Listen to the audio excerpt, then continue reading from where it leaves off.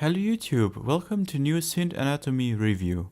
In February, UVI released the UVS-3200 Synthesizer sample library for Falcon and Free Workstation, which based on the vintage polyphonic analog synthesizer KORG PS-3200. This vintage synthesizer featured a semi-modular structure with two oscillators, and each had its own filter. One of the reasons why this device became so interesting in the 1978 was the patch memory. It allows to save 16 patches in the internal memory, which was for this time a fantastic new innovative feature. Before I explain quick the main GUI of this new sample library, here's some of my favorite sounds from this library.